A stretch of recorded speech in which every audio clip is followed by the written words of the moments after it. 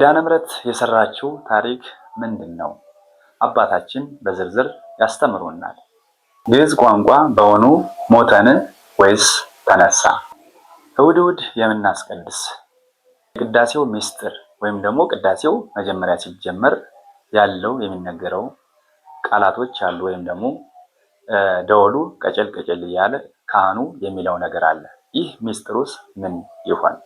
የድንግል ማርያም ፍቅር ሁላችን ላይ ከልባችን አለ። ፍቅሯስ የገባው የድንግል ማርያም ፍቅሩስ ምን ይሆን?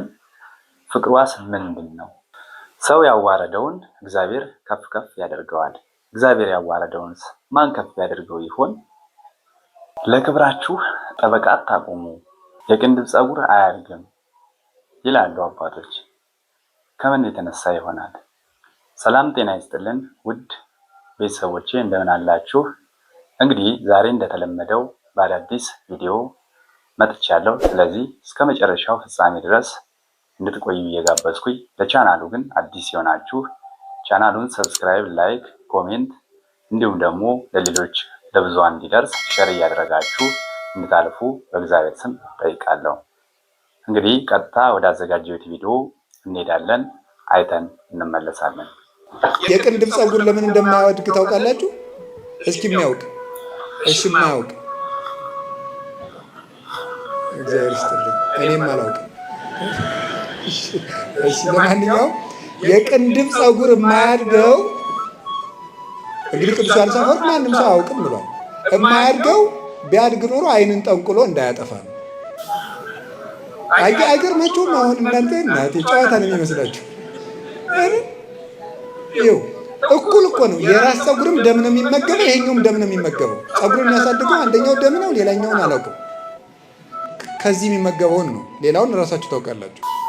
ታዲያ ይሄም እየተመገበ ለምን የማያድገው? ዓይን እንዳያጠፋ ነው። እዚህ ላይ የተቀመጠው ለምንድን ነው? ግንባር ላይ ቅንድብ ፀጉር ለምን ያስፈልግ ይመስላችኋል? ግንባራችን ላይ የሚወጣው ላብ ጨው አለው አይደለም? ያ የወረደ ዓይንን እንዳይጎዳ አጥሎ የሚያስቀር እኮ ነው።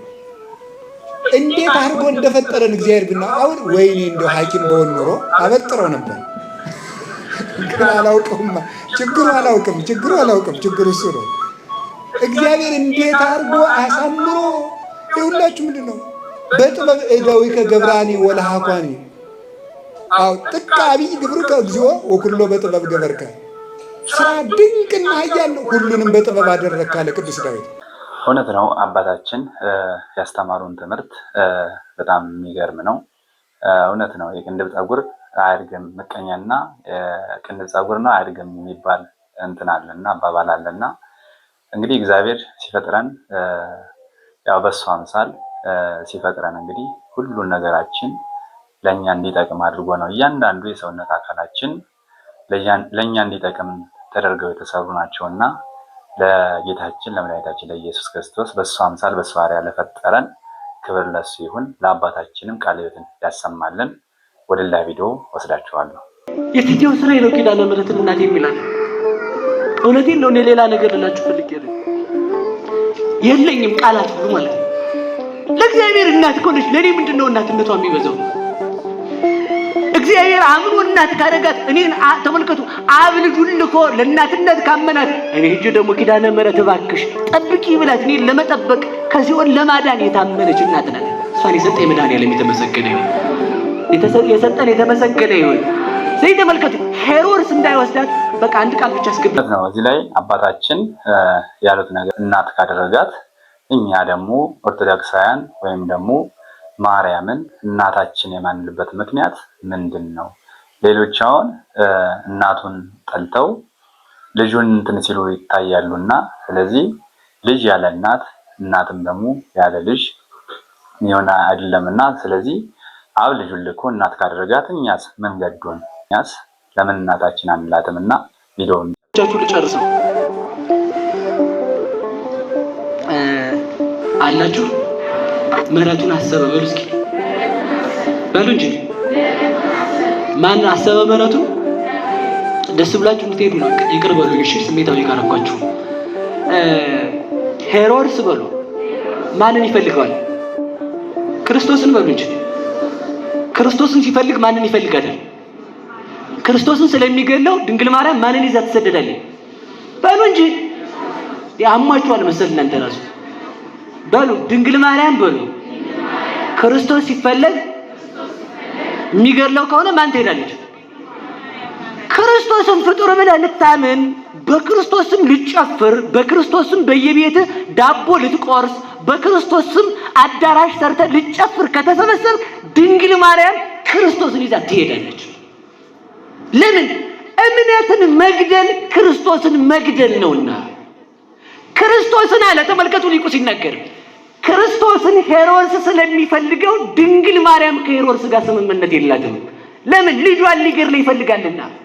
ስለዚህ ምን ታደርጋለች አለ ተመልከቱ፣ ክርስቶስን ይዛ ትሸሻለች። እስኪ በሉ ክርስቶስን ይዛ በሉ። እመቤቴን እውነቴን ነው፣ ክርስቶስን ይዞ ስደት ያምራል።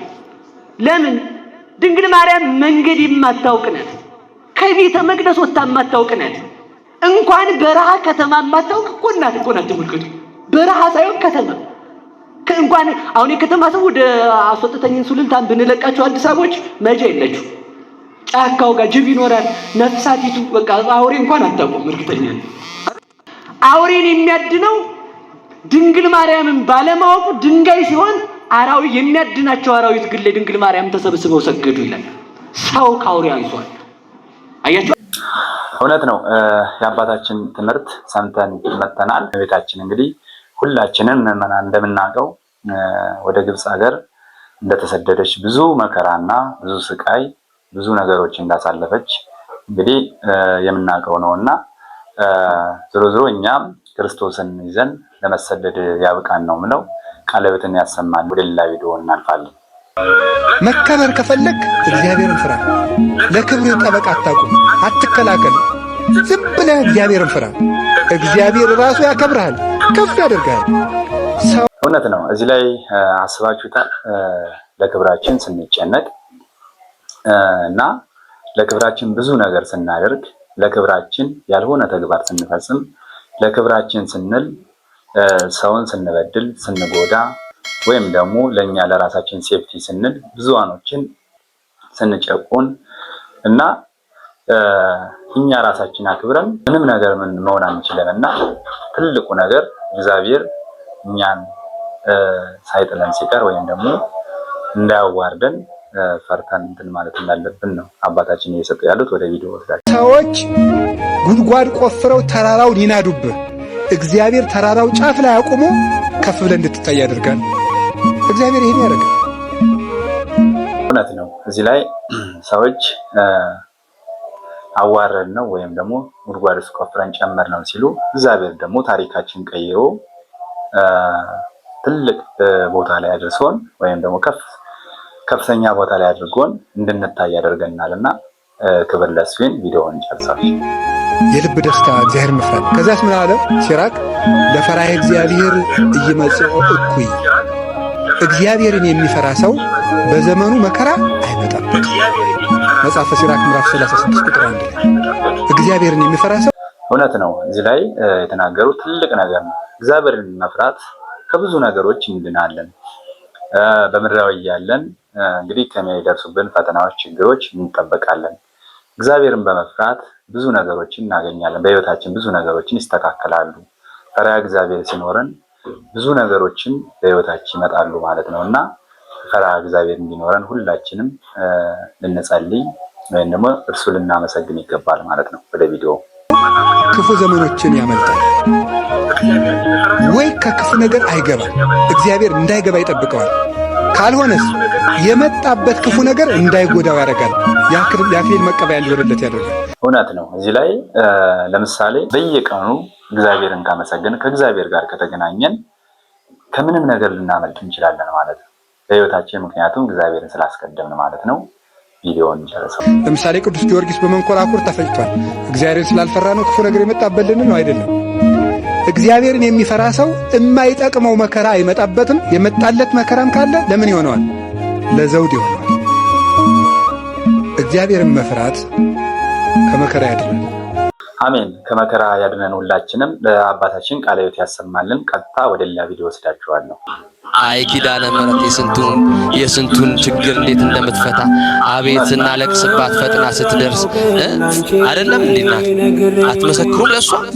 እንደው እኮ ጭንቅ ብሏችሁ እኮ ለድንግል ማርያም። እስኪ ኮሜንት ላይ እናቴ ቅድስት ኪዳነ ምሕረት እያላችሁ ሁላችሁም ጻፉ። ምናልባት ብዙ ፈተና ላይ አወጣችሁ ትሆናለች፣ ብዙ ችግሮችን አሳልፋችሁ ትሆናለች እና ቁጥር 1 እኔን እንትን ብላኛለች፣ ከብዙ ነገሮች አውጣኛለች እና ክብር ለሷ ይሁን። ወደ አባታችን ቪዲዮ ነግራችሁ ነው ቅልል የሚላችሁና እቺ ሴት የመብራን አገልጋይ ነበረችና የኮሌጅ ተማሪ ማታ ተኝታ በሰላም ጠዋት ስትነሳ አይኖቿ አያዩም ሁለቱ።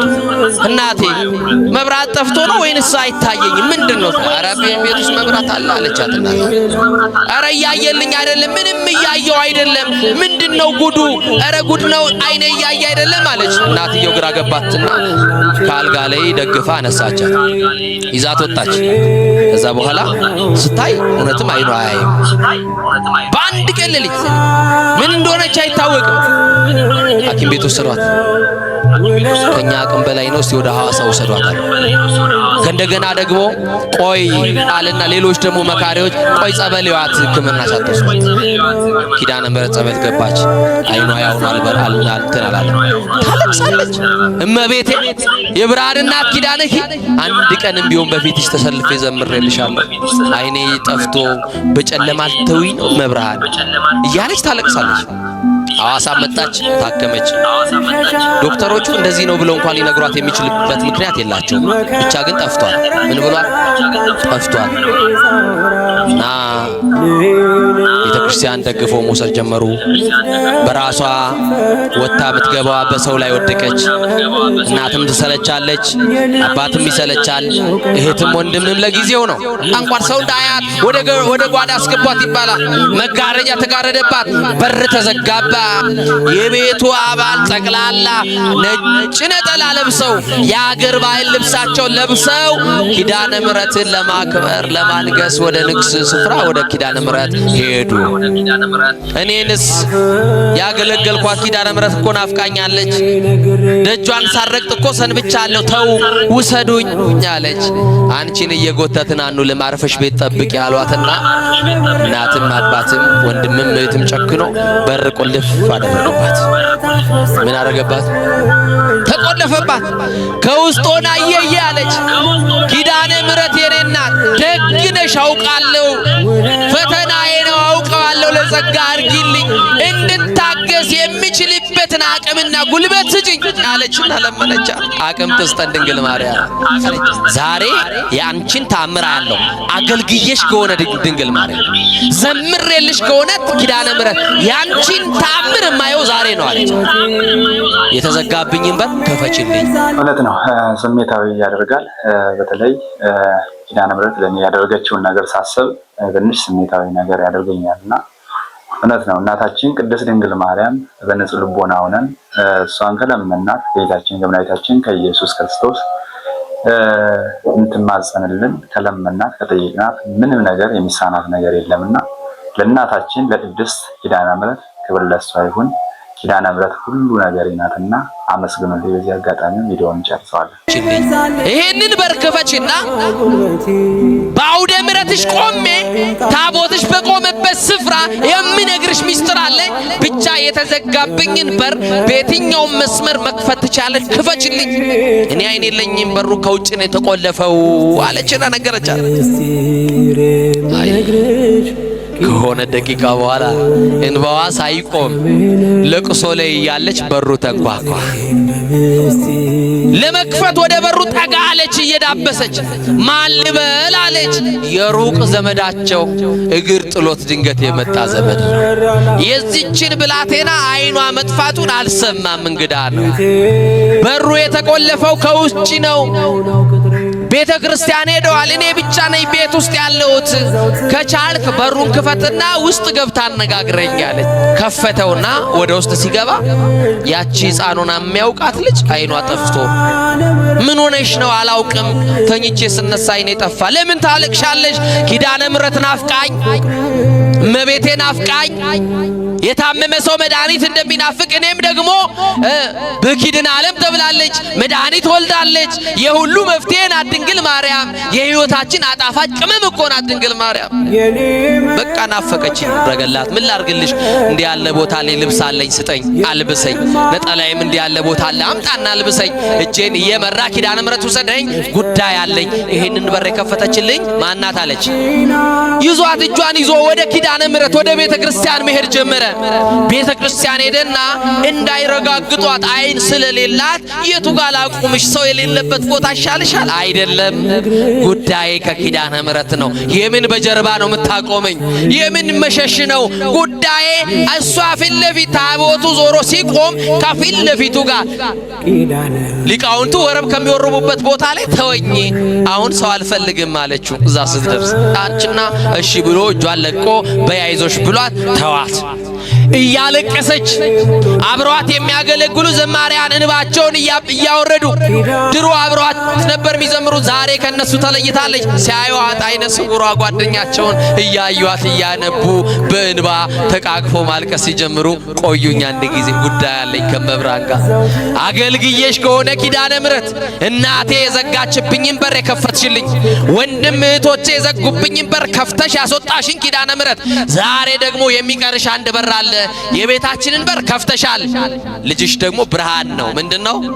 ብርሃን ነው፣ መፍትሄ ነው፣ መድኃኒት ነው። የተዘጋውን አይኔን ደግሞ ክፈችልኝና ወደ ተዘጋው በር ቤቴ አልመለስም፣ ደጅሽን እየጠረኩ ላገልግልሽ፣ ተአምር ስሪ አለችና ነገረቻት። ከዛ ይሄንን እየጮኸች እያለቀሰች ስትናገር የሆነ እጅ መጣና ግንባሬ ላይ ተቀመጠ አለች። የማን እጅ ይሆን? የማን እጅ ይሆን? ይሄ እጅ ያስፈልገናል። ጌታን የታቀፉ እጆች፣ ንጹሃት የሆኑ እጆች፣ ቅዱሳን የሆኑ እጆች፣ ኃጢአት ያልሰሩ እጆች፣ የኢየሱስ እናት የማርያም እጅ በትዳርሽ ያስፈልግሻል፣ በህይወት ያስፈልጋል። ይሄ እጅ ሲገባ ነው ጣልቃ ሲገባ ነገሮቻችን የሚቀየሩት። እጇን ታስገባ ኪዳነ ምሕረት በቤታችን እና ከእጇ የሚወጣው መዓዛ ልቤን ማረከኝ። የማን እጅ ነው ብዬ እንዳላነሳ በአፍንጫ የሚገባው ከእጇ የሚሸተኝ መዓዛ ልቤን ማርኮታል። ዝም አልኳት አለች።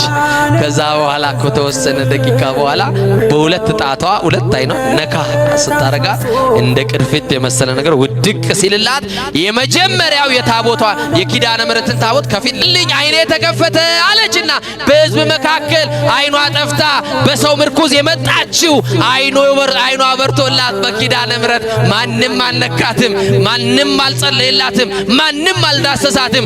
ግን የኪዳነ ምሕረትን እጅ አገኘች። እናመሰግናለን። እንግዲህ ሁላችንም ያው እንደምናውቀው በእናታችን ነገሮችን የማድረግ ስልጣን አላትና ያው ምንም ማለት አይቻልም። እንግዲህ እንደሰማችሁት ነው። እግዚአብሔር መምራችን ቃለ ሕይወትን ያሰማልን። እንግዲህ ትልቅ ምስክርነት ነው። እዚህ በላይ ምስክርነት የለም። እናታችን ቅድስት ኪዳነ ምሕረት ክብር ለሷ ይሁን፣ ለልጇ ለመድኃኔዓለም ክብር ለሱ ይሁን። ወልላ ቪዲዮ ነው ወስዳችሁ ምንም ማለት አልችልም። ሌላ ነገር ማውራትም ያው ስሜታዊም ስለሆንኩ ትንሽ እና ለእናታችን ለቅድስት ኪዳነ ምሕረት ክብር ለሷ ይሁን። ወልላ ቪዲዮ ወስዳችኋል። ታቦታቱ ግን አቁሞ ልመናም ብናወግዘው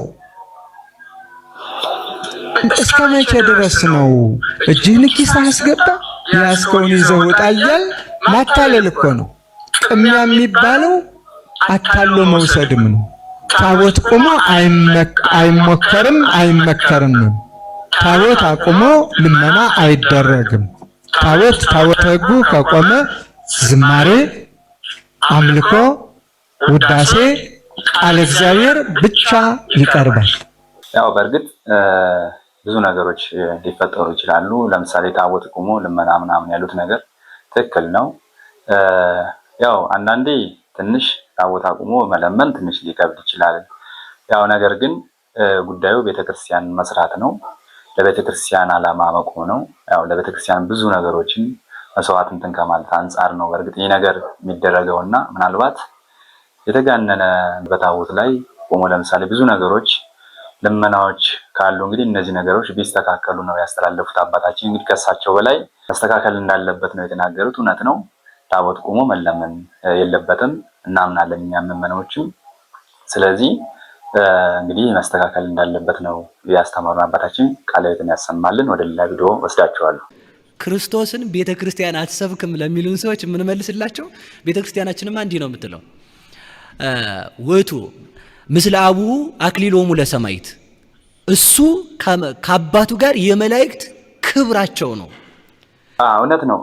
ከዚህ ላይ አንድ ፕሮቴስታንት ጓደኛ አለኝና እሳቸው የተናገሩት ነገር ነው ያለኝና ከእናንተ ቤተክርስቲያን ክርስቶስ አይሰበክም፣ በአብዛኛው ማርያምን ነው እናንተ ጠበቅ አድርጋችሁ የምትይዙት ምናምን ብሎ ጠይቆኛል። እና እውነት ነው። ክርስቶስን አሰብኩም ብለው ለሚያስቡ እኛ ክርስቶስን ያለ ክርስቶስ ከመጀመሪያው ጀምረንም መንገድም እንትንም የለንም እና ስለዚህ በቤተክርስቲያናችን ያው እንደምታውቁት ያለ ክርስቶስ ቅድሚያ መጀመሪያ የሚሰጠው ነገር የለም እና ክርስቶስን ካልን በኋላ ነው ሌሎችን ሰማዕታት፣ ጻድቃን፣ እናቱን ቅድስት ድንግል ማርያምን እንትን የምንልና ትምህርቱን እንጨርሰው። የመላእክት ርቀታቸው እርሱ ራሱ ኢየሱስ ክርስቶስ ነው። የምድር ነገስታት ክብራቸው ድንጋይ ነው። ድንጋይ ማለት ደግሞ ወርቅ ነው፣ ምንም ጥያቄ የለው። የመላእክት ግን ክብራቸው እርሱ ነው። የሰው ርቀቱ ሰው መርቀቅ አይችልም። የመላእክት ርቀታቸው ያለፈ አሐዱ መልአክ በዲበ አሐዱ መልአክ። አንድ ሐሳብ አሁን እኔ የማስበው ወይ እኔ የምናገረው ይሄ ሁሉ ሰው ያሰበው ሐሳቤን ሳይጫነው በሐሳቤ ላይ ሐሳቡ ማለፍ እንዲችል አንድ መልአክ በአንድ መልአክ ላይ ማለፍ ይችላል። አንድ መልአክ በአንድ መልአክ ላይ ሳይረግጠው ሳይደረብበት ማለፍ እንደሚችለው ሁሉ አንድ መልአክ በአንድ መልአክ ላይ ረቆ እንዲያልፍ የመላእክት ርቀታቸው ክርስቶስ ነው ብላ ነው የምትሰብከው። ክርስቶስ የመላእክት ርቀታቸው ነው። ክርስቶስ የመላእክት ኃይላቸው ነው። ክርስቶስ የመላእክት ገዣቸው ነው። ክርስቶስ የዓለም ፈጣሪ ነው ማለት ምን አለች? ሰማያት ይጁ እውነት ነው። እንግዲህ አባታችን በላይ እንትን ልል አልችልም። ስለዚህ በቤተክርስቲያናችን ከምንም በላይ ቅድሚያ የሚሰጠው ክርስቶስ ነውና ስለዚህ ክርስቶስን ነው የምንሰብክና ወንጌላችንም ክርስቶስ ነው። ከዛ ውጭ ሌላ ወንጌል አድርገን የምንለው ነገር የለም፣ ይታወቃል። ግን ሰማዕታት፣ ጻድቃን የሚባሉ ነገሮችን ደግሞ እነሱም በተሰጣቸው ስልጣን ልክ እንትን እንላለንና መቼም እናመልካቸዋለን ማለት አይደለም። በምልጃቸው እንተማመናለን። ከጌታችን ኢየሱስ ክርስቶስ ምልጃ ያቀርቡልናል ብለን እንለምናቸዋለን እንጂ እነሱን እናመልካለን፣ መስቀልን እናመልካለን፣ ታቦትን እናመልካለን፣ ሰማዕታት፣ ጻድቃን እናመልካለን ማለት አይደለም። እኛ የምናመልከው አንድ ክርስቶስ ኢየሱስ ክርስቶስን ብቻ ነውና አምላካችንም እሱ ነው። ስለዚህ በዚህ ልክ ብትረዱልን ነውና ምናልባት ይህን ላታውቁ ትችላላችሁ። ስለዚህ በቤተክርስቲያን ውስጥ ስትሆን ሁሉም ነገር የሚታወቀውና ለአባታችን ቃለ ሕይወትን ያሰማልን። ወደ ሌላ ቪዲዮ እወስዳቸዋለሁ። እሁድ የምታስቀድሱ ኦርቶዶክሳውያን ዲያቆናቱ በመጀመሪያ ቃጭሉን ቅጭል እያደረጉ ከቤተልሔም ወደ ቤተ መቅደስ ሲገቡ የሚሉትን ቃል ግን አስተውላችሁ ታውቃላችሁ? እንዴት ደስ እንደሚል! በስመ አብ! በጣም ነው ደስ የሚለው። በግዕዝ ብቻ ስለሚባል እኔ ደግሞ በአማርኛ እየተረጎምኩ እነግራችኋለሁ። እውነት ነው። እዚህ ላይ ሁላችንም እንደምናውቀው እሑድ ያው ስናስቀድስ እንግዲህ የምናስቀድስ ሰዎች ያው የምታስቀድሱ ታውቁታላችሁና ያው ብዙ ስርዓቶች አሉ ቤተክርስቲያን የሚከወኑ እና እያንዳንዱን ስርዓቶች አባታችን ያብራሩልናልና ስለዚህ እሳቸውን ተከታትለን እንመለሳለን። እንደዚህ ይላሉ እንግዲህ በታፈና አፍንጫም ቢሆን ላዚምላችሁ ኩሉ ዘገብራ ለጽድቅ ጻድቅ ውእቱ ወዘያከብር ሰንበተ ኢይበል ፈላሲ ዘገብአ ሀበ እግዚአብሔር ይፈልጠኒኑ እምሕዝቡ ኩሉ ዘገብራ ለጽድቅ ጻድቅ ውእቱ ወዘያከብር ሰንበተ ይላሉ። ምን ማለት መሰላችሁ? ኩሉ ዘገብራ ለጽድቅ ጻድቅ ውእቱ፣ ጽድቅን የሚሰራ ሁሉ ጻድቅ ነው ይላሉ። ይቀጥሉና ምን ጽድቅን የሚሰራ ብቻ? ወዘያከብር ሰንበተ፣ ሰንበትንም የሚያከብር ጻድቅ ነው። አያችሁ፣ ወዳችሁ እኮ አይደለም ቅዳሴ ሳይገቡብኝ እያላችሁ በዚያ በጨለማ የምትሮጡት ለምንድን ነው? ሰንበትን የሚያከብር ጻድቅ ነው።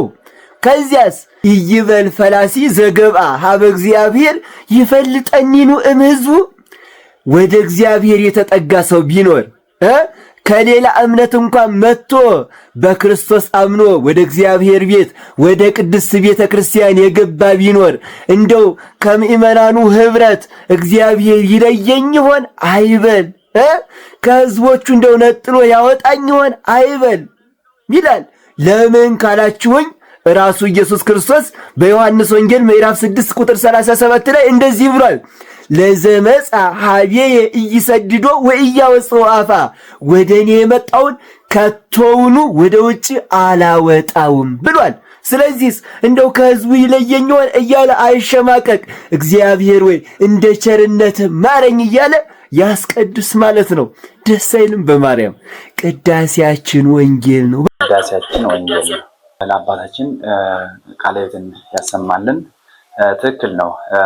ጌታችን ኢየሱስ ክርስቶስ ወይም ደግሞ ቤተክርስቲያን ፈራጅ አይደለችም። ያው ፈራጅ ኢየሱስ ክርስቶስ ነው እንደምናውቀው። ስለዚህ ምንም እንኳን የተለያዩ ኃጢአቶችን ብንሰራ፣ እግዚአብሔርን ብናስቀይም፣ እግዚአብሔርን ብዙ ነገር ብናደርገው፣ ብንበድለው፣ ስለዚህ ቅዳሴ ላይ አንከለከልም። ወይም ደግሞ ቤተክርስቲያን ወይም ደግሞ አባቶች ቅዳሴ እንዳናስቀድስ ወይም የቤተክርስቲያንን ስርዓት እንዳንከውን ምንም የሚከለክለን ነገር የለም ማለት ነው። ስለዚህ ሁሉም ሰው ትልቁ ነገር ምንድነው?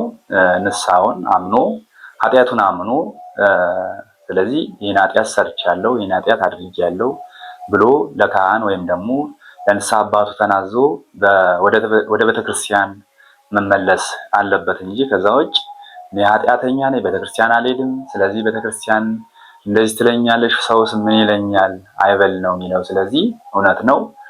ትልቅ ትምህርት ነው በእውነቱ አባታችን የሰጡልን። እግዚአብሔር በዕድሜ በጸጋ ይጠብቅልንና ሁላችንም በኃጢአት ውስጥ ብንሆንም እንኳን እግዚአብሔር ቤት መቅረት እንደሌለብን ነው ያስተማሩን ማለት ነው። ቅዳሴም ማስቀደስ እንዳለብን፣ የተለያዩ ስርዓቶችን መከወን እንዳለብን ነው። ነገር ግን ኃጢአታችን ተናዘን ስለዚህ ስጋ ወደሙን ወስደን ወደ ቤታችን መመለስ አለብን ማለት ነው። በንጹህ ልቦና ሆነን በንጹህ ሐሳብ በንጹህ ሕሊና ሆነን ማስቀደስ እንዳለብን ነው። ያው ቅዳሴ ሲጀመር ያው ይበሉን እንጂ ከዛ ውጭ ሕሊናችን ሰብሰብ አድርገን በንስሐ እንትን ብለን ተመልሰን ያው ከኃጢአታችንም እንድንድን ነውና ስለዚህ አንዱ የቅዳሴ ትርጉሙ ከኃጢአታችን ተመልሰን ስጋ ወደሙን ወስደን ወደ ቤታችን እንመለስ ነው እና ያው ላስተማሩን ለገሰጹን ትምህርት ለሰጡን እንግዲህ ለአባታችን ቃለ ሕይወትን ያሰማል። ወደ ቀጣይ ቪዲዮ ወስዳችኋለሁ።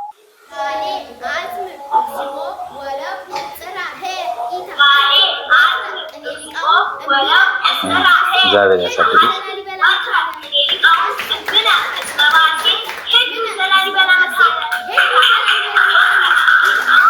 ደስ ይላል።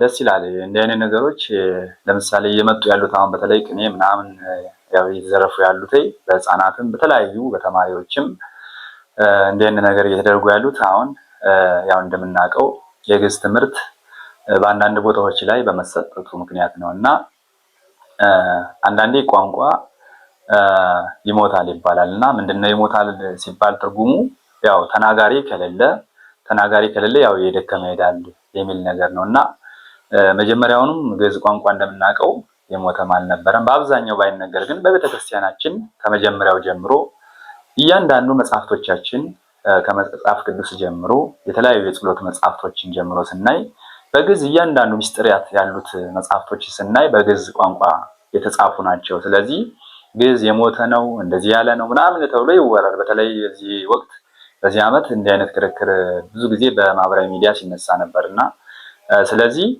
በቤተክርስቲያናችን ከመጀመሪያውም እስካሁን ድረስ አለ። ሊቀጥል የሚችለው ምንድነው? በትምህርት ሲሰጥ ነው። ስለዚህ የሚፈጠረው ትውልድ ግዕዝን እያወቀ ቋንቋውንም እየተማረ ይሄዳል ማለት ነው። ለግዕዝ ቋንቋ ያለንን አመለካከት ከፍ ልናደርግ ይገባል።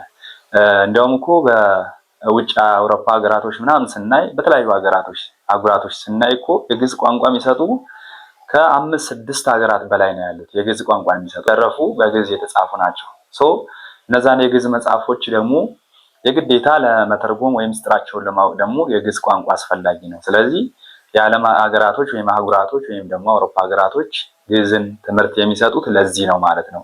ያው እንደምናውቀው የኢትዮጵያ ታሪክና ቤተክርስቲያናችን ኦርቶዶክስ ቤተክርስቲያናችን እንዲሁም ግዕዝ አይለያዩም ማለት ነው። ስለዚህ ብዙ ጥበብን ብዙ ነገሮችን ከዛ ውስጥ ላይ እንግዲህ ተቀምጠዋል ማለት ነው። እነዛን ጥበቦች ደግሞ እንግዲህ ወስደው ነጮቹ ያው እንደምናውቀው ብዙ ነገሮችን ተጠቅመውበታል፣ ሰርተውበታል። ግዕዝ ትምህርት በሁሉም ሊሰጥ የሚገባው በዩኒቨርሲቲ ደረጃ ሊሰጥ የሚገባው ቋንቋ ነው ማለት ነው። ቤተክርስቲያናችንም እስካሁን ይዛ ጠብቃ ቆይታለች። ክብር ለቤተክርስቲያናችን ይሁን፣ ለአባቶቻችንም ክብር ለነሱ ይሁን።